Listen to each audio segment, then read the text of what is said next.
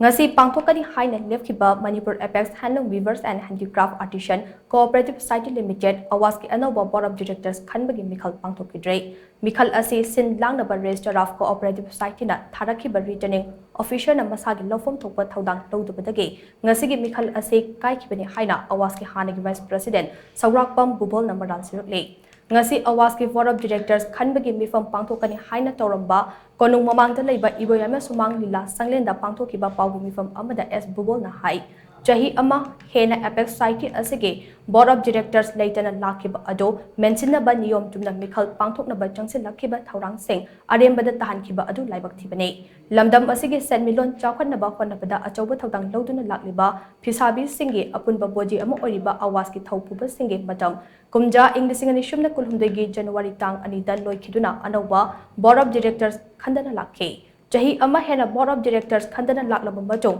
Meekhal Pangthoknaba Register na khangal laklaba majong mari lainaba DC gi ayaba loduna ngasi Meekhal asi Pangthoknaba tongan ba society gi yamlaba miyam mafam asida thunglakhe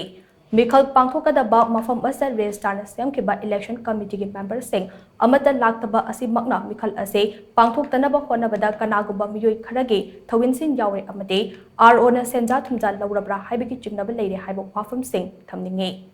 Fishabi Singi Hak Matliba Ngasigi Thawong Asida General Register Office Amade Masagi Mathau Masak Khangdaba Returning Official gi matakta mari lainaba singna matik chaba jerak pibiu haina mangna makatana fongdokhe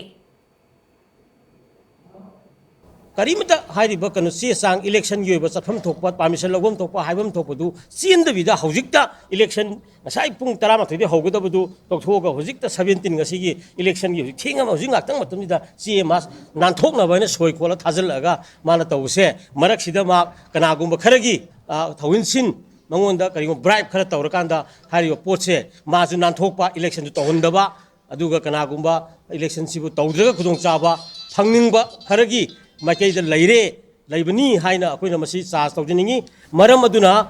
hojimak sigi press conference loiraga FIR ma koi porampa police station da koi arrest start tawrge haina akoi decision ma logjare